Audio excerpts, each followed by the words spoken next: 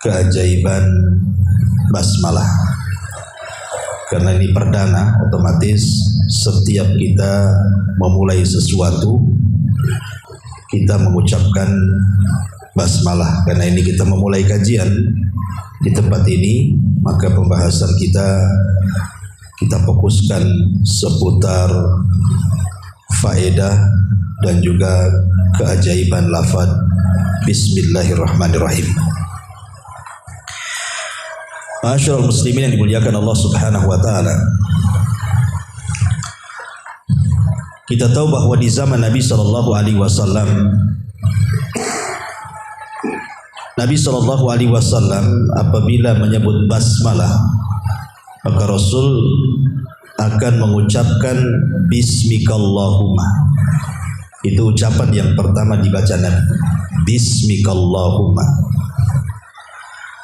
Tapi setelah kemudian turun surah An-Nahl, di mana Allah Subhanahu wa taala menceritakan tentang kisah Nabi Sulaiman ketika mengirim surat ke kerajaan Balqis yang ada di Yaman.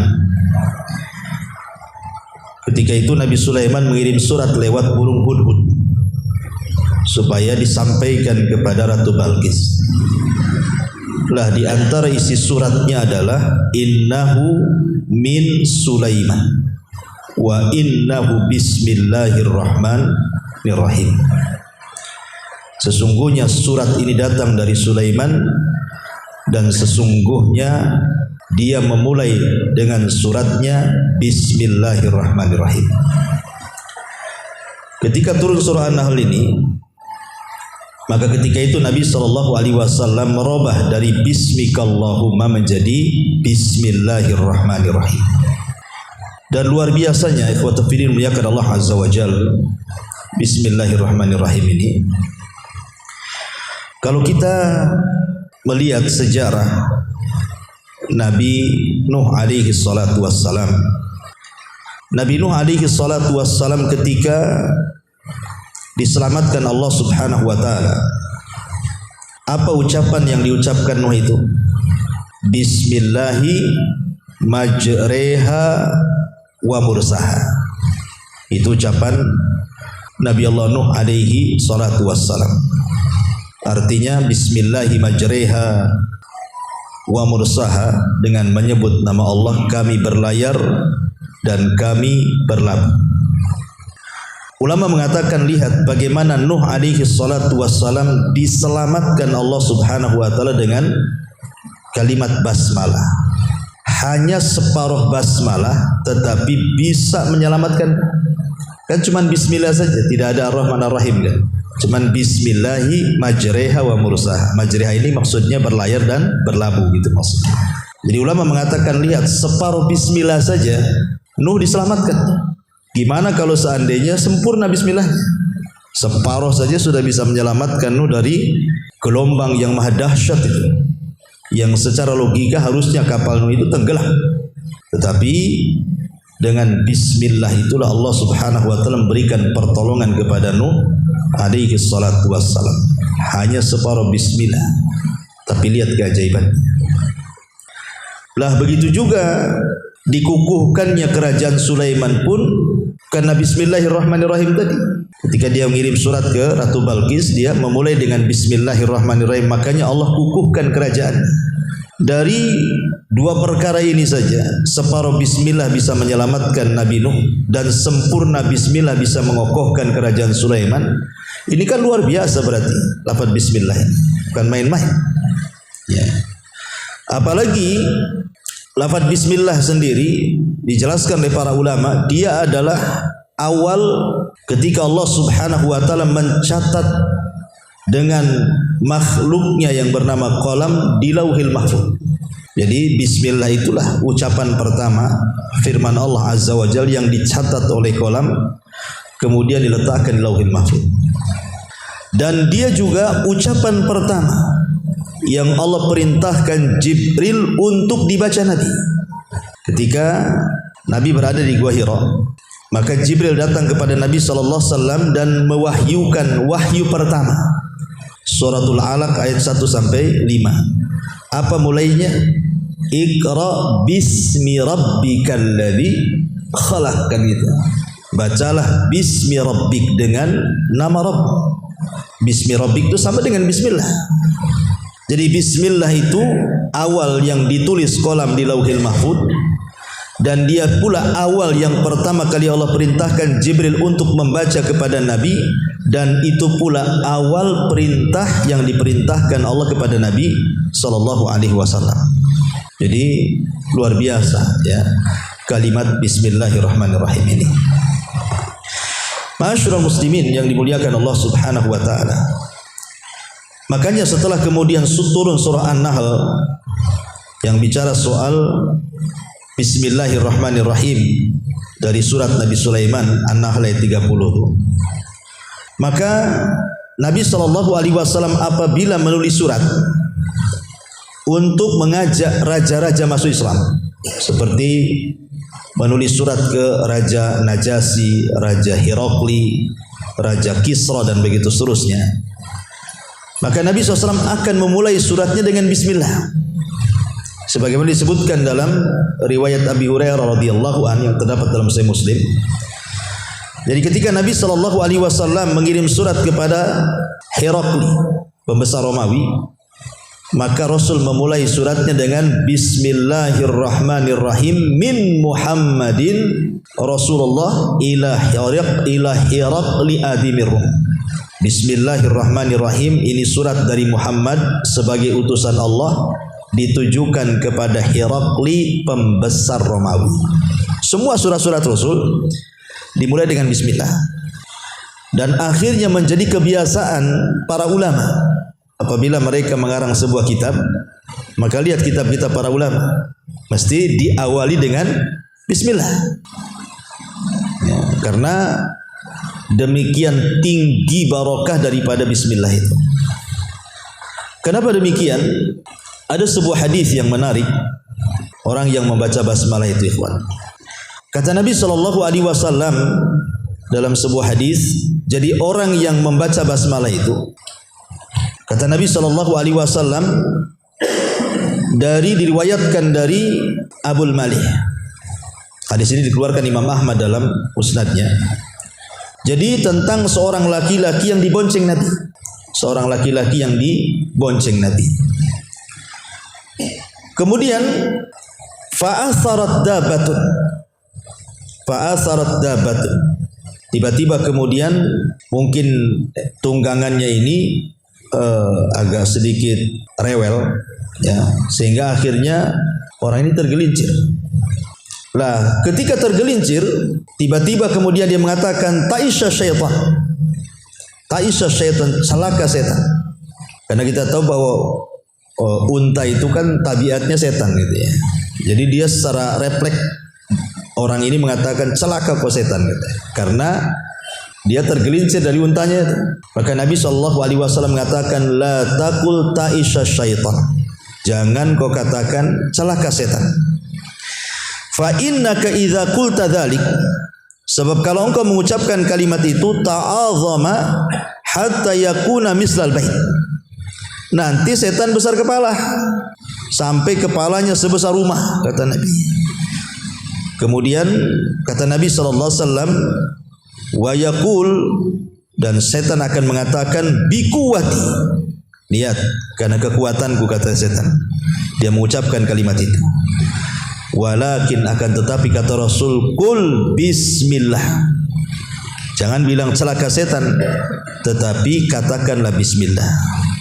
Fa innaka idza qulta dzalik tasaghara, kalau engkau mengucapkan kalimat bismillah, setan akan merasa kecil. Hatta yakuna misla dzubab, sehingga seolah-olah setan itu seperti seekor lalat. Dari sini kita tahu bahwa di antara keutamaan basmalah apa?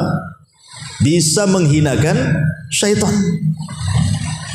Makanya kalau antum pamannya kepleset, ya namanya orang jalan kepleset atau kesandung atau nabrak apa gitu ya, jangan kemudian kita mengutuk setan atau mengutuk, mengumpat-ngumpat bahasa-bahasa lain gitu kan. Karena kalau kita mengumpat-ngumpat bahasa-bahasa buruk, itu setan makin senang tuh. Tetapi katakanlah bismillah. Jadi kalau antum kesandung bismillah, gitu maksudnya. Supaya setan itu merasa kecil, kata Nabi Shallallahu Alaihi Wasallam. Dan harusnya seorang muslim begitu, ikhwan. Harusnya dalam setiap aktivitas itu antum pakai sandal ya baca basmalah, antum pakai baju baca basmalah, antum melepas baju pakai basmalah, ya, antum masuk ke kamar mandi pakai basmalah, dan begitu seterusnya. Ketika makan pakai basmalah, sampai ketika berhubungan pun baca basmalah kan gitu. Karena kita tidak tahu, ikhwan, kalau kita tidak baca basmalah, boleh jadi kemudian setan itu akan menyakiti kita. Makanya kenapa kemudian Nabi SAW sampai mengatakan sitru ma baina ayunil jin wa awrati bani adam idza dakhala ahadukumul khala an yaqula bismillah. Kata Nabi SAW, penghalang kita dengan jin-jin jahat itu, dengan penghalang aurat kita supaya tidak kelihatan, tidak diperlihatkan, atau setan tidak melihat aurat kita. Kata Nabi SAW, kalau salah seorang di antara kalian masuk ke kamar mandi, maka sebelum masuk itu baca basmalah, supaya ketika kita telanjang, setan tak nampak aurat kita. Hadis ini bukan berlaku ketika masuk ke kamar mandi saja, tidak. Ketika antum melepas baju di kamar mau ganti, ya kan, telanjang juga kadang-kadang kan, atau karena mungkin tidak ada orang antum melepas celana nampak auratnya. Tapi ketika antum melepas baju, melepas celana, baca basmalah, maka setan enggak akan melihat kita. Dikhawatirkan kalau seandainya kemudian kita tidak baca basmalah, itu setan akan mengganggu kita masalahnya. Ya. Apalagi ketika melakukan jima, hubungan suami istri. Karena Nabi SAW mengatakan apa? Barang siapa yang mengucapkan ketika hendak melakukan hubungan bismillah, Allahumma jannibna syaitan wa jannibi syaitan ma razaqtana. Ya Allah, aku menyebut namamu dan aku berlindung dari syaitan. Ya Allah, jauhkan setan dari diri kami, maksudnya kami dan istri, kalau istri yang mengatakan ya istri dan suami kan itu. Dan juga jauhkan apa yang akan kau rizkikan kepada kami. Boleh jadi mungkin istri kita hamil kan gitu. Ya. Kalau kita lihat mafhum mukhalafahnya hadis ini, mafhum pemahaman kebalikan bahasanya, mafhum mukhalafah itu. Berarti orang yang melakukan hubungan dan tidak baca basmalah, berarti setan akan ikut serta di situ dan akan mempengaruhi keturunannya. Makanya banyak anak-anak tuh kalau sudah besar, kadang-kadang orang tuanya ngutuk dasar setan. Mungkin ya, karena ketika dia berhubungan dia memang ada setannya di situ kan. Kan kita lihat dari mafhum hadisnya itu. Ya, boleh jadi mungkin di situ. Masyarul muslimin yang dimuliakan Allah Subhanahu wa taala, makanya sampai sedetil itu gitu ya keutamaan basmalah itu. Makanya kenapa kemudian Nabi SAW apabila memulai sesuatu, maka Nabi SAW mengajarkan kepada kita untuk senantiasa membaca basmalah. Dalam sebuah hadis Nabi SAW mengatakan, siapa yang memulai sesuatu tanpa menyebut basmalah, maka sesuatu itu terputus dari berkahnya. Ya, kalau bermajlis kita tidak memulai dengan Bismillahirrahmanirrahim gitu kan, maka seolah-olah nggak ada berkahnya majelis itu. Dan tidak harus di majelis ilmu saja. Ya, antum umpamanya hanya bertiga di warung kopi, ngobrol gitu ya, mau ketemu, mau bicarakan dunia atau bicarakan apa, kalau bisa mulakan dengan basmalah supaya majelis itu jadi berkah gitu ya. Karena kalau kita perhatikan secara kalimat bismillah itu, kalimat bismillah itu dimulai dari kalimat ba. Bismillah, di situ ada harfu jar. Ya. Huruf jar dalam bahasa Arab itu. Apa fungsinya ba dalam kalimat bismillah? Para ulama mengatakan bahwa lafaz ba itu sangat istimewa dalam kalimat bismillah itu. Karena ba itu menunjukkan al-isti'anah wa talabul barakati. Jadi al-isti'anatu wa talabul barakati. Dan kalimat ba dalam bismillah itu terkandung dua makna. Pertama, isti'anah, dengan menyebut nama Allah itu kita meminta pertolongan kepada Allah Subhanahu wa taala. Kemudian dengan wasilah nama Allah yang sangat agung Allah itu kita mengharapkan turunnya berkah. Makanya sering saya kasih contoh ikhwan. Kalau antum kerja, entah kerja bangunan, entah kerja ojek, entah kerja taksi, entah jadi nelayan atau apalah kan. Yang namanya sebuah pekerjaan itu kan pasti ada risiko. Nggak mungkin nggak ada risiko. Nelayan bisa tenggelam kapalnya kan itu. Antum di jalan ojek bisa nabrak. Di tempat bangunan bisa saja kemudian jatuh. Ya, macam-macam. Tidak ada satupun pekerjaan pasti ada risikonya di situ. Tetapi kalau kita sebelum melangkahkan kaki ke tempat pekerjaan dan kita kemudian menyebut bismillah, ya, tawakkaltu 'ala Allah, bismillah, berarti hakikatnya satu, kita meminta pertolongan kepada Allah agar dalam setiap pekerjaan itu dihindarkan dari bahaya. Satu. Yang kedua, diberkahi pekerjaannya sehingga hasil yang antum dapat dari pekerjaan itu menjadi berkah. Umpamanya antum ngojek, GoFood atau apa gitu kan. Mungkin kadang-kadang kalau cuaca bagus, ya satu hari bisa dapat 200-300, ya. Sekali hujan ternyata cuma dapat 50. Secara logika nggak cukup. Tetapi kalau yang 50 itu menjadi berkah, tidak mungkin tidak cukup. Kalau sudah berkah itu pasti cukup. Makanya ada istilah, ya obrolan orang-orang awam lah, ya, sedikit tapi berkah masih baik dibandingkan banyak tak berkah, kan itu istilah orang awam itu. Memang benar. Ya. Kalau diberkahi itu sedikit itu jadi melimpah jadinya. Tapi kalau harta banyak tidak berkah, kayaknya orang miskin aja dia itu. Lihat orang-orang kaya yang hartanya tidak berkah itu. Dia lebih miskin dibandingkan orang miskin. Kenapa? Karena tersiksa dengan kekayaannya. Betapa banyak orang-orang kaya itu yang tidak punya waktu untuk istirahat. Betapa banyak orang-orang kaya itu yang otaknya mikir duit saja. Padahal kalau seandainya tidak kerja itu sudah cukup makan tuh sampai dia mati. Kenapa sampai mati-matian mencari harta? Berarti kan disiksa dengan kekayaannya. Seolah-olah dia miskin. Orang miskin aja gak kayak dia, masih bisa tidur. Orang miskin aja masih bisa berpikir gitu ya. Masih makan enak. Kadang orang kaya makan pun tak enak. Karena semua bermasalah. Makan ini kolesterol, makan itu darah tinggi. Banyak penyakit malah kan itu. Taib, ini asar daripada berkah itu sendiri. Ma'asyiral muslimin yang dimuliakan Allah Azza wa Jalla, kita kupas secara sempurna kalimat bismillahirrahmanirrahim. Ya. Kalimat bismillahirrahmanirrahim ini saya katakan kalimat yang ajaib, ikhwan. Karena Allah Subhanahu wa taala kalau kita bicara soal tauhid asma dan sifatnya, kalau antum belajar tauhid asma dan sifat itu, nama Allah itu kan ada dua macam. Ada namanya Ismul Jalalah, ada namanya Ismul Jamalah. Apa artinya? Ismul Jalalah itu maksudnya menunjukkan keagungan Allah, kebesaran Allah, kemahakuasaan Allah. Pokoknya kalau dengar Jalalah itu kita takut jadinya. Allah itu agung, Allah itu besar, Allah itu segala sesuatu maha mampu. Itu namanya Jalalah. Ya. Tetapi ada yang kedua namanya Ismul Jamalah. Jamalah itu diambil dari kata Jamal, indah.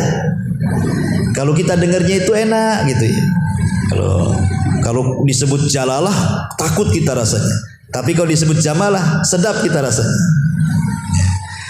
Lah dalam kalimat bismillahirrahmanirrahim di situ terdapat dua nama ini. Luar biasanya Allah menyebut Ismul Jalalah satu, tetapi Allah menyebut Ismul Jamalah dua. Bismillahirrahmanirrahim. Di situ ada kalimat Allah. Allah masuk dalam kategori Ismu Jalalah. Ismu Jalalah itu apa tadi? Menunjukkan keagungan, kebesaran Allah, Karena Allah itu menunjukkan uluhiyah, bahwa kita tidak boleh menyembah kecuali kepada Allah. Karena arti Allah itu dari ma'luh, ma'bud, yang disembah. Berarti melahirkan rasa takut pada kita, bahwa kita harus menghambakan diri kepada Allah. Kemudian Ar-Rahman, Ar-Rahim, dua di situ. Ar-Rahman, Ar-Rahim, itulah namanya Ismul Jamalah. Nama Allah yang menunjukkan kelembutan. Karena Rahman dan Rahim itu terkandung sifat rahmat, kasih sayang. Lembut kan kasih sayang itu. Apa faedahnya? Kenapa Allah Subhanahu wa taala dalam kalimat Bismillahirrahmanirrahim menyebut Ismul Jalalah satu, tapi menyebut Ismul Jamalah dua? Dari sini ada hadis Nabi sallallahu alaihi wasallam, dari hadis Abi Hurairah radhiyallahu an. Apa kata Nabi SAW? Inna rahmati sabaqat ghadabi. Sesungguhnya rahmatku mendahului kemurkaanku. Nah, itu faedahnya di sini. Ya. Jadi dalam kalimat Bismillahirrahmanirrahim itu, ketika kemudian Allah menyebut kalimat Ismul Jalalah satu Allah, dan ketika kemudian Allah menyebut Ismul Jamalah dua Ar-Rahman Ar-Rahim, menunjukkan apa? Kelembutan Allah itu lebih dibandingkan murkanya. Kasih sayang Allah kepada kita itu berlebih dibandingkan kemurkaannya. Makanya kita lihat ketika kita membahas pintu-pintu sorga dan pintu-pintu neraka. Kenapa pintu sorga dilebihkan satu? Pintu neraka 7, pintu sorga 8 kan? Kenapa pintu sorga dilebihkan satu? Supaya menunjukkan bahwa kasih sayang Allah itu lebih luas dibandingkan murkanya. Sama dengan Bismillahirrahmanirrahim juga. Ya. Ketika kemudian Ismul Jalalah cuma satu, Ismul Jamalah dua, Allah ingin memberitahu kepada kita bahwa kasih sayang Allah kepada kita itu jauh lebih luas dibandingkan murkanya Allah kepada kita. Begini ikhwan, sebagai manusia, saya, antum, atau siapapun pasti pernah salah, pasti pernah maksiat, pasti pernah melakukan dosa. Ini tiga perkara ini pasti kita lakukan setiap hari. Salah, khilaf, gitu ya. Kemudian melakukan dosa atau maksiat. Ya. Tetapi walaupun demikian, dengan Rahman dan Rahimnya Allah, walaupun kita tetap bermaksiat kepada Allah Azza wa Jal, tetapi kita tetap mengucapkan Bismillahirrahmanirrahim. Walaupun kita tetap di atas kemaksiatan, melakukan dosa dan melakukan kekhilafan, jangan pernah meninggalkan kalimat Bismillahirrahmanirrahim. Kenapa? Karena kalimat Rahman dan Rahim itu menunjukkan apa? Allah itu Ghafur, Maha Pengampun. Allah itu Rahim, Maha Penyayang, dan Allah itu Maha Mencukupi. Jadi walaupun antum maksiat, walaupun antum berbuat salah, walaupun antum ini khilaf, tetapi Allah masih memberikan kesempatan ampunannya, masih memberikan kesempatan kasih sayangnya, masih memberikan rizkinya pula kepada kita. Indahnya Allah, itulah kalimat Ar-Rahman Ar-Rahim itu. Jadi murkanya Allah itu lebih sedikit dibandingkan kasih sayangnya. Ketika antum berbuat dosa, otomatis mengundang murka kan? Antum maksiat mengundang murka. Antum melakukan kesalahan mengundang murka. Tetapi karena kemurkaan Allah itu lebih sedikit dibandingkan rahmatnya, tetap Allah masih berikan kesempatan tobatnya, istighfarnya. Kenapa? Karena Allah itu masih mengampuni, masih merahmati, dan masih memberikan kecukupan kepada kita. Itulah makna Ar-Rahman Ar-Rahim. Jadi indah sekali sebenarnya makna ini. Ya, jadi kita ada kesempatan untuk bertobat kepada Allah Subhanahu wa taala walaupun kita melakukan dosa. Karena kasih sayang Allah itu melebihi kasih sayang siapapun dari orang yang sayang dengan kita. Makanya Hasan Al-Basri kalau tidak salah, dia pernah mengatakan, kalau nanti di akhirat aku suruh memilih, apakah yang mengadiliku itu ibuku ataukah yang mengadiliku Allah, maka aku lebih memilih Allah yang mengadiliku. Padahal sudah jelas kalau seandainya orang tua yang mengadili kita, pasti dia akan condong untuk menyelamatkan kita kan. Nah mungkin orang tua kita memasukkan kita ke neraka. Pasti orang tua kita kalau bisa masuk surga lah. Karena sayangnya orang tua kepada kita. Tapi kata Hasan Al-Basri, aku lebih suka yang mengadiliku Allah dibandingkan ibuku. Kenapa? Karena kasih sayang Allah jauh lebih banyak dibandingkan kasih sayang ibuku kepadaku. Bayangkan saja, Allah itu memiliki 70 rahmat. Yang diturunkan ke bumi itu cuma satu. Itu saja kita lihat bagaimana sayangnya orang tua dengan anak. Sayangnya anak kepada orang tua, padahal cuma satu. Gimana kalau yang 70-nya diturunkan? Lah ini menunjukkan kenapa para ulama mengatakan lebih baik aku diadili Allah pada hari kiamat dibandingkan aku diadili oleh orang tuaku. Karena aku tahu bahwa kasih sayang Allah jauh lebih hebat dibandingkan kasih sayang orang tuaku. Itulah makna dibalik Ar-Rahman Ar-Rahim. Ma'asyiral muslimin yang dimuliakan Allah Subhanahu wa taala. Kemudian juga faedahnya kalimat Ar-Rahman Ar-Rahim itu, kata para ulama, di sini ada al-i'tirafu bi nikmatillahi azza wa jal wa fadlihi wa ihsan. Ada pengakuan nikmat Allah. Ada pengakuan bahwa Allah itu baik dengan kita, sayang dengan kita. Kenapa? Karena nikmat yang Allah turunkan kepada kita ataupun kebaikan Allah yang Allah berikan kepada kita itu pengaruh daripada rahman Allah dan pengaruh daripada rahim Allah. Karena Allah itu maha pengasih, Allah itu maha penyayang, makanya kalau Allah sayang pasti Allah tidak mungkin membiarkan hambanya. Pasti akan tetap diberikan nikmat walaupun dia kufur. Makanya kalau disebut Rahman itu umum, mencakup mukmin dan kafir. Tapi kalau disebut Rahim khusus, hanya untuk orang-orang yang beriman saja. Ya.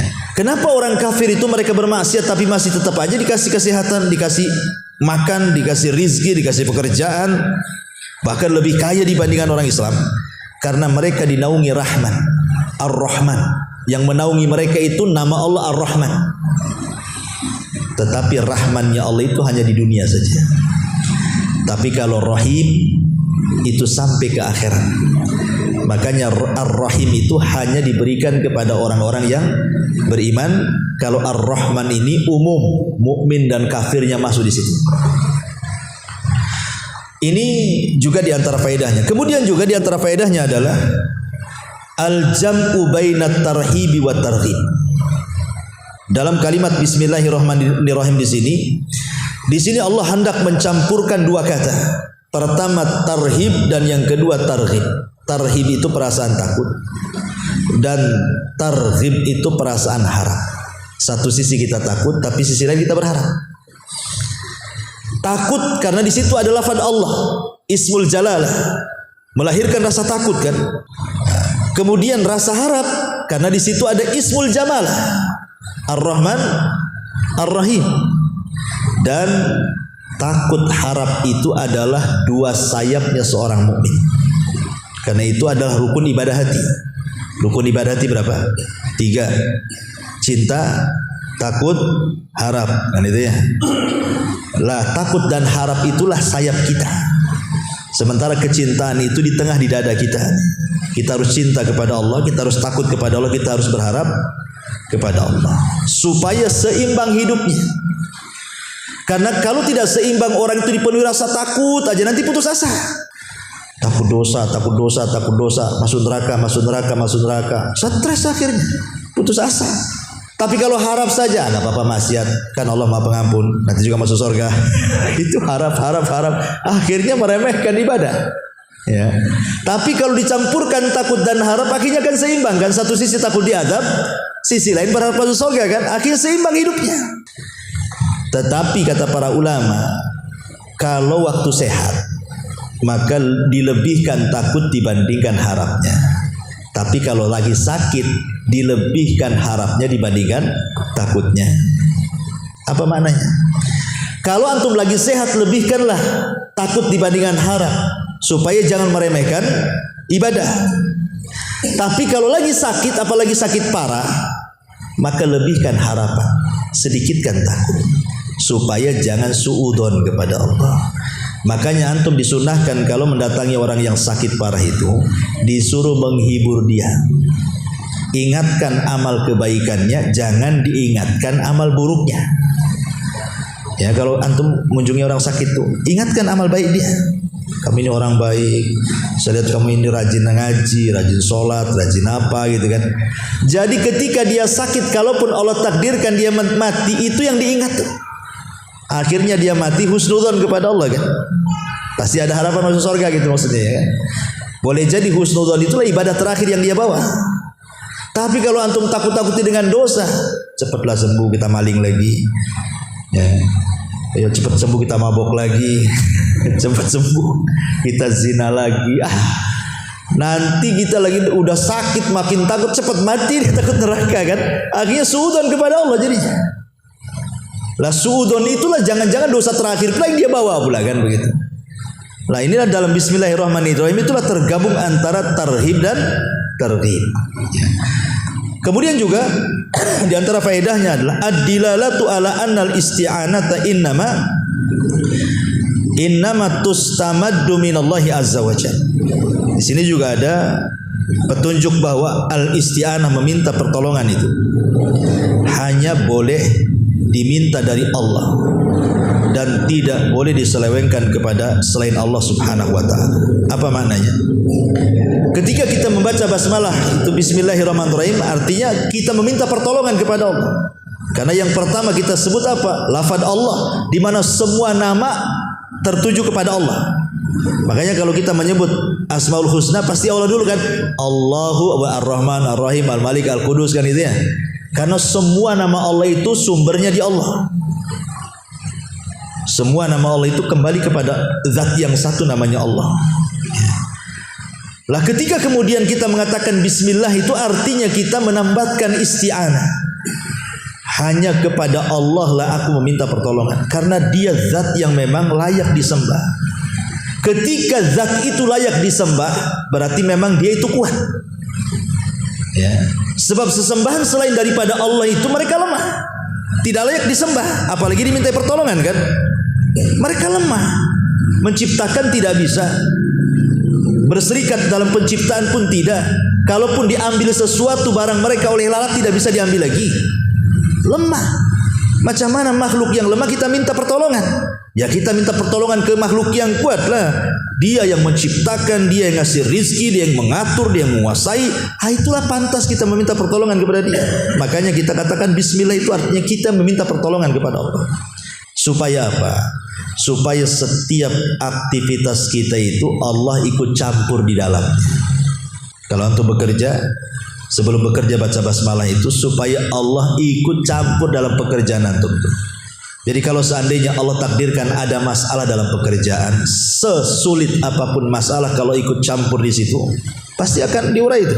Kalau Allah ikut campur di situ. Tapi sekecil apapun masalah, kalau Allah tidak ikut campur, mana bisa diuraikan? Karena masalah itu datang dari Allah masalah. Itulah fungsinya baca basmalah. Ya.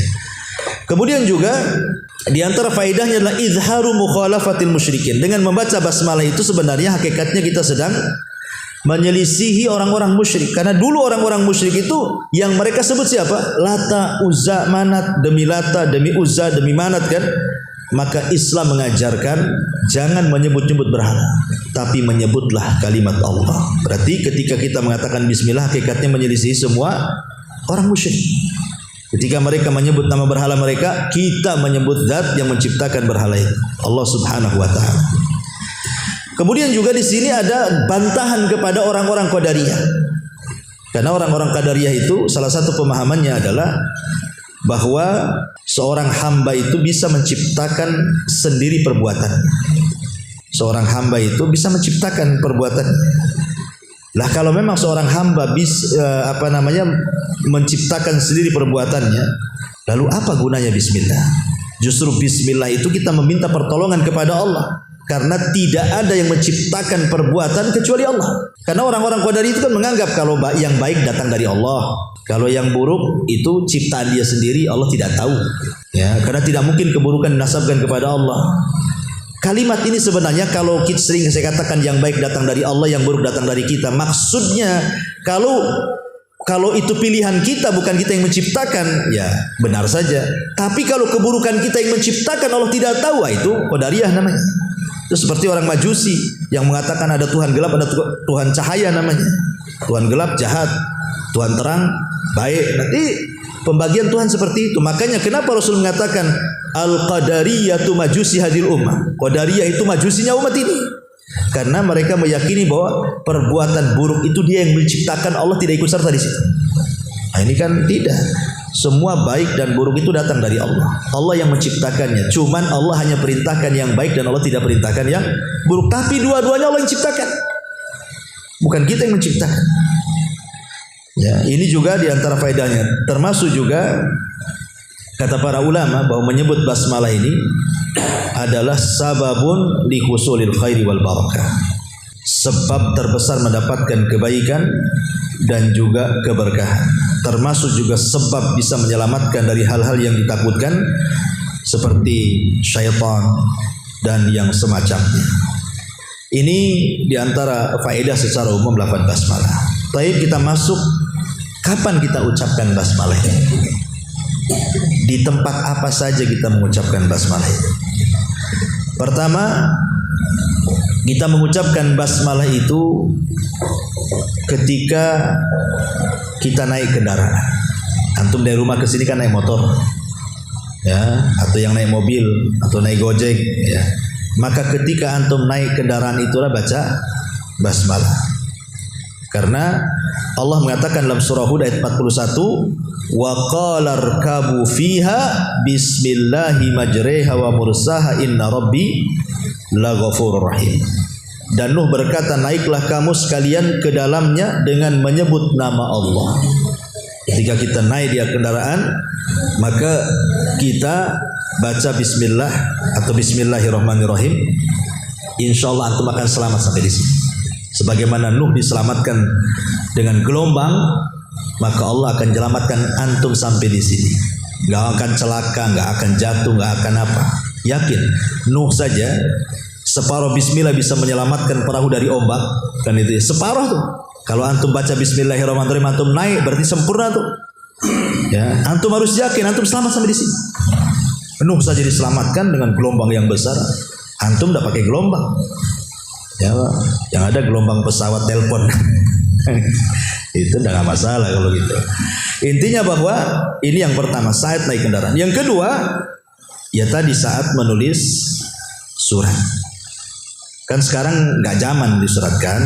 Nah, sekarang udah pakai WA. Ya, ketika antum nulis WA lah. Karena kalau dulu kan pakai surat kantor pos ya. Nah, sekarang udah perlu lah. Berarti suratnya sudah masuk di handphone antum. Kalau antum mau ngirim risalah ke teman antum, maka sebisa mungkin sebelum hajat antum disampaikan kepada orang itu, mulailah dengan bismillah, baru antum ngomong apa di situ. Ya, karena itu kebiasaan Rasul. Apabila mengirim-ngirim surat ke raja-raja itu, maka Nabi SAW membaca basmalah dengan harapan apa? Dengan harapan surat itu menjadi berkah bagi mereka. Karena buktinya banyak yang tertarik masuk Islam kan. Sekelas Herakli saja, kalau bukan karena takut jabatannya hilang, dia sudah berjanji kalau Muhammad dari depan ku cium untuk kakinya. Dia yakin. Tapi ketika nengok menteri-menterinya ngamuk-ngamuk kan itu ya, gak jadi masuk Islam. Herakli itu. Nah, tapi lihat Najasyi masuk Islam. Ya, Najasyi masuk Islam. Padahal masyarakatnya gak ada yang masuk Islam, rajanya pula dia masuk Islam.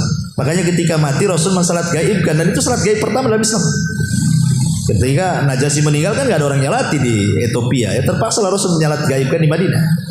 Masuk Islam gara-gara sepucuk surat.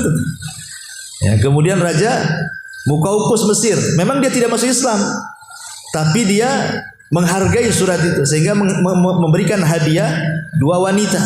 Pertama Sirin, yang kedua Maria Qibtiyah kan itu ya. Sirin diberikan kepada juru bicaranya Rasul Hasan bin Thabit, dan Maria digauli Nabi dan punya anak Ibrahim. Jadi sesuatu yang dimulai dengan bismillah itu akan bawa kebaikan. Jadi kalau antum ngirim surat lewat WA, SMS, Ya. Kemudian antum yakin ketika antum harus yakin. Jadi basmalah bukan hanya sekedar tulisan, tidak. Jadi ketika antum ngetik bismillah itu antum yakin bahwa mudah-mudahan dengan menyebut nama Allah ketika saya ngomong di SMS ke dia itu, saya bertawasul dengan nama Allah itu, mudah-mudahan SMS-nya sampai dan membawa kebaikan. Pokoknya itu menasihati orang. Ya. Antum yakin baca basmalah itu, bukan hanya ditulis saja. Harus ada niat juga ketika membaca, karena kita sedang bertawasul dengan nama Allah di situ, supaya SMS-nya ada kebaikan. Kemudian juga yang ketiga, saat melepas buruan, ya, bagi yang berburu, karena sebenarnya memelihara anjing itu bahaya. Nabi SAW mengatakan siapa yang memelihara anjing maka setiap 1 hari pahalanya 1 kirot dikurangi. Kata Nabi, siapa yang memelihara anjing setiap hari pahala antum 1 gunung Uhud hilang. Kecuali kata Rasul, anjing untuk berburu, anjing untuk menjaga kebun, dan anjing untuk menjaga ternak. Nah, ini 3 anjing ini boleh, tidak akan mengurangi pahala. Ya, tapi kalau yang dimaksud anjing-anjing kayak antum melihara kucing senang-senang aja, kan ada anjing itu yang lucu-lucu tuh, lebih lucu pula dari kucing kadang-kadang. Ya, maka jangan, karena itu akan mengurangi pahala kita setiap 1 hari itu 1 kirot, bahaya. Ya. Nah, tetapi untuk anjing berburu boleh. Dan ketika kita melepaskan anjing itu berburu, baca basmalah supaya apa?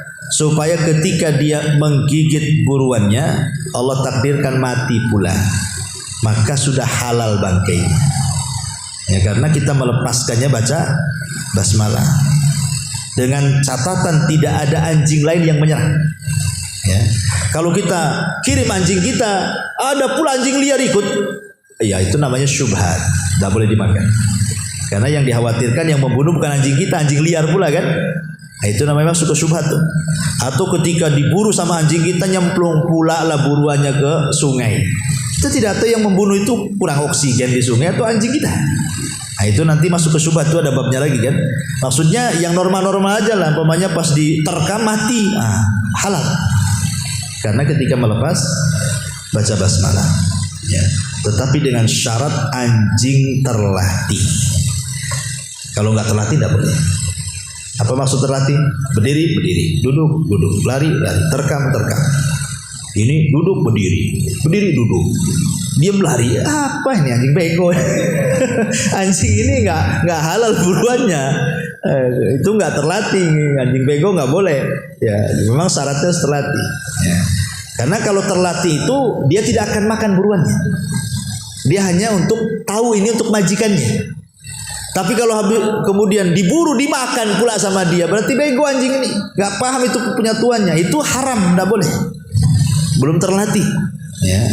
Ini juga yang keempat. Kemudian yang kelima, saat melepas tombak, melepas panah, ketika berburu lah, mungkin antum tidak pakai anjing. Ya, yang jelas kalau bisa jangan pakai ketepel, karena ada larangan kan. Ya, kalau berburu tuh ya pakai panah, gitu ya. Pakai tombak dilempar, nah itu boleh. Nah, saat melepas tombak atau panah itu baca basmalah supaya kalau burungnya kena mati halal.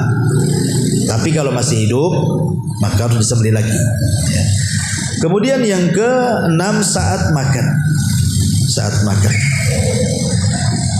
Nabi SAW mengatakan, "Idza akala ahadukum ta'aman falyakul bismillah, fa in nasya fi awwalihi falyakul bismillah fi awwalihi wa akhirih." Apabila salah seorang di antara kalian makan, hendaklah mengucap basmalah. Bila dia lupa mengucapkan di awal, hendaklah dia ucapkan bismillah fi awwalihi wa akhirih. Nah, jadi kalau antum lupa dari udah habis makanannya baru ingat. Udah habis 3 piring baru ingat antum tadi awal tak baca basmalah. Maka antum ucapkan apa? Bismillah fi awwalihi wa akhirih. Saya menyebut nama Allah dari awal sampai akhir. Itu maksudnya. Karena ada yang mengatakan kalau seandainya kita makan tidak pakai baca basmalah, baik di awal ataupun di akhir, maka setan akan ikut makan di situ. Ya. Ada bahkan sebagian ada riwayat itu apabila di malam hari, maka utusan setan itu akan berada di atas rumah kita. Apabila yang masuk rumah itu baca basmalah, dan ketika dia makan baca basmalah, maka setan akan mengatakan ke kawan-kawannya, di rumah ini nggak ada hotel, di rumah ini nggak ada makanan kalian, pergi kalian. Ya. Tapi ketika masuk baca basmalah dan ketika makan baca basmalah, tidak baca basmalah, masuk nggak baca basmalah, makan tak baca basmalah, maka setan akan mengatakan, sini. Nah, ini ada hotel untuk kalian, makanan banyak di sini. Kan berarti kan setan ikut serta di situ. Setan ikut serta di situ. Naudzubillah. Kita tidak tahu. Takutnya setan ikut serta, dia meletakkan hal-hal yang buat penyakit. Ya, kita tidak tahu kan. Kalau setan ikut campur makan minum kan, entah dia letakkan apa di situ kan, namanya kita nggak nampak dia. Entah naruh bakteri, naruh apa, akhirnya kita makan sakit kita jadi. Nah, kita tidak tahu. Makanya ada satu kisah menarik. Jadi ada seorang syekh bercerita. Ini kejadiannya di Kanada. Seorang syekh itu bercerita. Ikhwan, kalau antum, jadi ada seorang profesor muslim. Dia ingin meneliti minuman. Jadi setiap minuman dibawa klaim. Jadi sediakan 2 gelas minuman air putih itu. Ya. Kemudian satu minuman antum puji. Antum keluarkan kalimat-kalimat indah. Ya, aku sayang, I love you, apalah gitu. Pokoknya yang indah-indah lah ke minuman itu. Ucapan-ucapan yang bagus-bagus. Kemudian satu gelas antum caci maki. Ya, antum caci maki saja. Itu. Keluarkan kata-kata binatang tuh di situ. Kan di satu gelas tuh. Diteliti, ikhwan. Subhanallah. Rupanya minuman itu kalau diucapkan kalimat-kalimat indah, itu bisa memadatkan molekul dan menjadi detox, menjadi obat. Dan sebaliknya, ketika kemudian minuman itu dicaci, dimaki minuman itu, maka minuman itu akan mengandung bakteri-bakteri penyakit. Itu di lab. Ya. Akhirnya kemudian nggak yakin orang-orang tuh dengan penemuan profesor itu. Jadi dikumpulkanlah di sebuah ruangan, orang-orang banyak tuh. Kemudian ditampakkanlah di komputer hasilnya itu. Kemudian masing-masing dikasih gelas, kasih minuman. Ya. Kemudian kata profesor ini, silakan minuman yang sekarang kalian puji semuanya. Maka semua memuji. Ya, memuji. Sekali ada seorang syekh hadir di situ. Dia tidak mau menggunakan kalimat-kalimat pujian ya seperti saya sayang, saya suka, saya ini. Enggak. Dia hanya mengucapkan bismillah. Bismillahirrahmanirrahim. Ya, cuman dia yang mengucapkan bismillahirrahmanirrahim ke air itu. Yang lainnya pakai ucapan yang lain yang enggak ada kaitan dengan Quran. Tapi kalimat-kalimat yang baik. Ketika kemudian air itu betul-betul dimasukkan lab gitu kan, rupanya air yang dibacakan basmalah itu air yang paling steril dari penyakit, paling bagus, sampai profesor kaget. Ini air punya siapa katanya? Yang ini. Kok sampai demikian dahsyatnya katanya? Maka rupanya ada seorang saya mengatakan itu air saya katanya. Akhirnya dicoba lagi. Dengan cara apa? Kata profesor ini. Coba kau wudu. Kemudian wudu dia. Habis wudu baca basmalah lagi ke air itu. Diperiksa lagi, makin jernih lagi. Masya Allah. Jadi semakin kita bersih, ya, semakin ucapan kita baik, apalagi itu yang dibacakan ayat Quran, ya, entah surah Fatihah, entah surah apa gitu kan, maka makanan dan minuman yang kita konsumsi itu jadi sehat, gitu maksudnya, kesimpulannya. Ya, kesimpulan seperti itu. Ya, makanya kalau antum, apa salahnya lah antum kalau minum itu, bismillah sambil tiup, bismillah, minum. Itu kan nggak sulit kan gitu. Jangan blok-blok itu saja, enggak. Apa baca basmalah ditiup gitu aja kok susah. Itu minum aqua nih, bismillah. Nah, itu jadi obat itu kan gitu ya. Luar biasa gitu ya. Memang itulah kehebatan basmalah itu ya.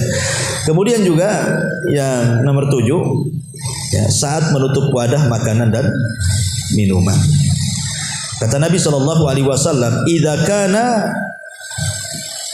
idza kana junhul laili fakufu sibyanakum fa inna syayatina tantashiru hina idin fa idza dhahaba sa'atun minal laili fakhalluhum wa aghliqul abwaba wadhkuru ismallah fa inna syaitan la yaftah baban mughlaqa wa auqu kirabakum wadhkuru ismallah wa hammiru aniyatakum wadhkuru ismallah walau anta aradu 'alaiha syai'an wa adfi'u masabihakum, kata Rasul.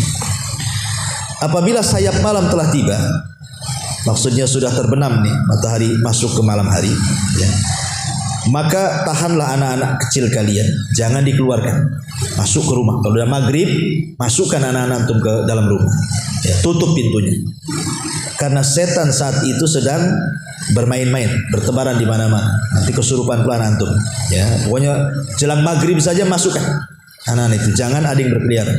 Kalaupun mau dikeluarkan ya nantilah, sudah agak gelap, ya. Kalau pas waktu maghrib itu waktu setan masalahnya. Kalau sudah mungkin kira-kira berjalan 10 menit atau 15 menit kan, nggak apa-apa. Ya. Kemudian kata Nabi SAW, bila terlewat beberapa saat di waktu malam, maka biarkan mereka, maksudnya biarkan anak-anak itu keluar. Kemudian jangan lupa di malam hari kuncilah pintu-pintu dan sebutlah nama Allah. Karena setan tidak dapat membuka pintu yang terkunci dengan bismillah. Kemudian ikatlah tempat-tempat minum kalian.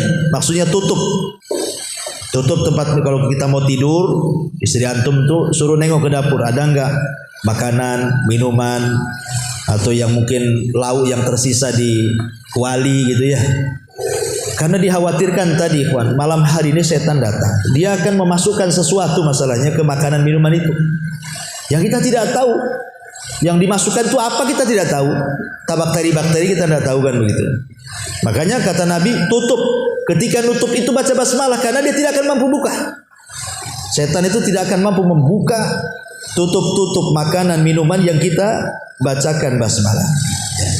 Kemudian kata Nabi SAW, tutuplah tempat-tempat makanan kalian dan sebutlah nama Allah, walaupun hanya sekedar melintangkan sesuatu di atasnya. Kalau memang tidak ada tutup, umpamanya, ya, mungkin tutupnya nggak ada, ya, pokoknya bisa diletakkan di atas itulah, terserah apa gitu ya.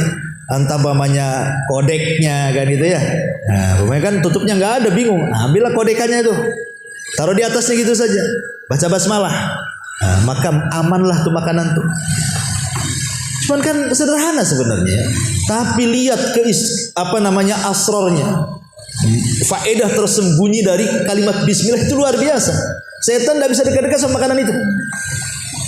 Nah, inilah makanya kemudian saat menutup wadah makanan minuman baca basmalah. Kemudian yang nomor 8, saat masuk rumah, tadi saya sudah, setan tidak nginep di rumah kita. Ya, kalau sudah nginep di rumah kita bahaya tuh. Pasti banyak kemungkaran nanti dalam. Kemudian yang nomor 9, saat menutup pintu rumah di malam hari, ingat jendela, ingat pintu, baca basmalah, ya, supaya setan jangan masuk. Kemudian saat keluar rumah juga sama. Kata Nabi SAW, idza kharaja ar-rajulu min baiti faqala bismillah, tawakkaltu 'ala Allah, la haula wala quwata illa billah. Qala yuqalu hina idin hudita wa kufita wa wukita fatanahalahu syayatin fayaqulu lahu syaitan akhar kaifa laka bi rajulin qad hudiya wa kufiya wa uqiya. Lihat, lafaz bismillah tawakkaltu 'ala Allah itu luar biasa ya.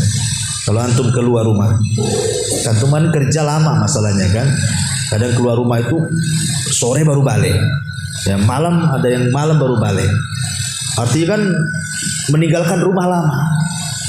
Tapi lihat orang yang ketika meninggalkan rumah dia membaca bismillah tawakkaltu 'ala Allah.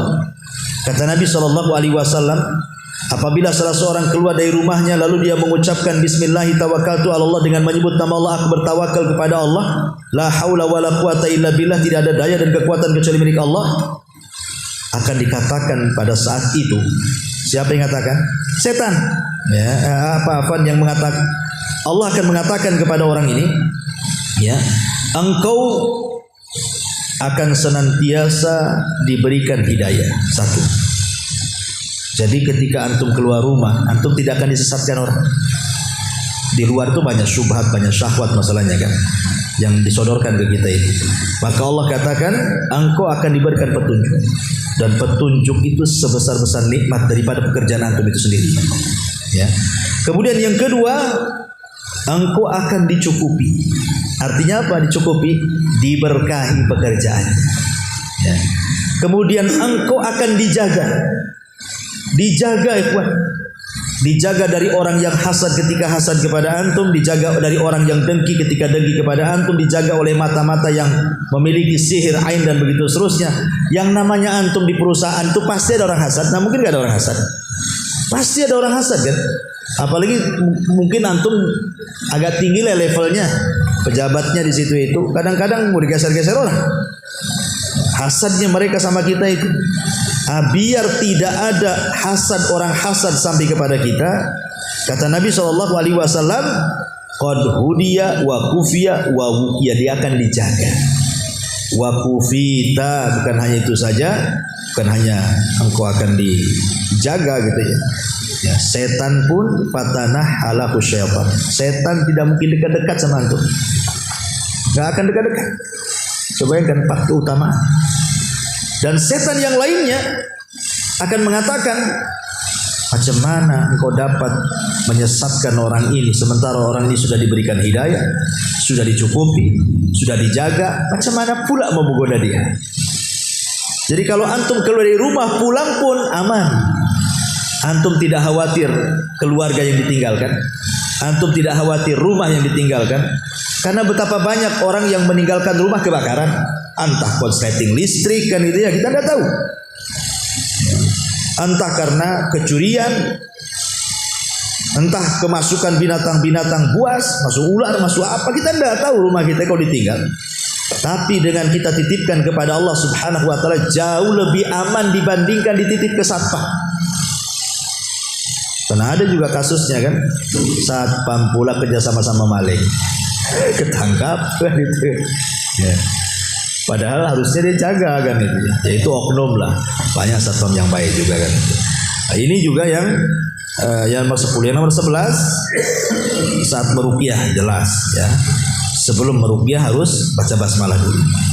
Kemudian yang nomor 12 saat membaca surah Al-Fatihah dalam sholat ya. Kemudian yang nomor 14 saat melepas pakaian supaya aurat kita tidak dilihat oleh setan. Karena bahayanya begini, disebutkan oleh Syekh Abdullah Imam dalam kitabnya Alamul Jin. Dia bercerita tentang alam jin ya. Salah satu jin itu namanya jinul asyik, jin yang suka jatuh cinta dengan manusia. Lah salah satu penyebabnya karena kita suka mempertontonkan aurat kepada mereka. Lama-lama dia suka dengan kita. Ketika dia suka dengan kita, maka dia tidak akan melepaskan kita. Namanya orang cinta. Antum cinta sama orang ini kejar-kejar. Maka jin juga sama. Jin jahat kalau sudah cinta dengan kita nggak akan dilepas. Antum akan terus digandeng dia. Kenapa? Salah satu penyebabnya kata Syekh Abdullah Imam, karena kita suka menampakkan aurat kepada mereka. Maka untuk supaya mereka tidak melihat aurat kita, salah satunya dengan membaca basmalah. Ya, ini yang nomor 14. Termasuk yang nomor 15 saat masuk WC jelas ya. Bismillahirrahmanirrahim. Ini a'udzubika minal khubuthi wal khaba'ith. Karena setan itu memang sarangnya di kamar mandi. Oke, jangan lama-lama kalau masuk kamar mandi. Kemudian juga saat hendak tidur ini penting. Karena Nabi SAW mengatakan, apabila salah seorang di antara kalian kemudian menuju pembaringannya, kata Rasul, bacalah bismillahi wa dha'tu jambi. Allahumma gfirli dzambi wa ahsis syaitani wa fukka rihani waj'alni fin nadil a'la. Ya Allah, aku rebahkan punggungku. Ya Allah, ampunilah dosa-dosaku. Ya Allah, hinakanlah setan untukku. Lepaskanlah tanggunganku dan jadikan aku di dalam kelompok orang-orang yang paling atas. Ya, kalau memang nggak hafal ya bismillah saja kan itu ya, sudah cukup ya. Kemudian yang nomor 17 saat masuk dan keluar masjid. Antum masuk masjid baca basmalah, keluar juga baca basmalah. Kemudian yang nomor 18 saat membaca Al-Qur'an, kecuali surah saat membaca Quran Setelah basmalah baru ta'awud, kecuali surah At-Taubah. Maka surah At-Taubah tidak dianjurkan membaca basmalah. Kenapa? Karena isi At-Taubah itu sedang menghinakan orang musyrik dan orang munafik. Makanya tidak layak dibaca basmalah di sini. Ada yang mengatakan karena surah At-Taubah itu bagian daripada surah Al-Anfal. Ya, makanya disebut surah Al-Baroah. Tidak dianjurkan baca basmalah. Kemudian yang nomor 19, saat hendak melakukan hubungan suami istri. Tadi sudah saya jelaskan. Kemudian juga yang nomor 20, saat memasukkan mayat ke dalam kubur. Bismillahi wa ala millati Rasulillah. Antum kalau masuk ke liang lahat, ya, dan antum orang yang menguburkannya, maka bacalah Bismillahi wa ala sunnati Rasulillah. Kemudian yang nomor 21, saat hendak wudu, itu juga baca basmalah supaya tidak terkena waswas setan. Ya. Kemudian ketika antum sakit, ya, antum bisa mengobati dengan ruqyah. Cukup dengan membaca basmalah 3 kali saja. Itu sudah jadi ruqyah.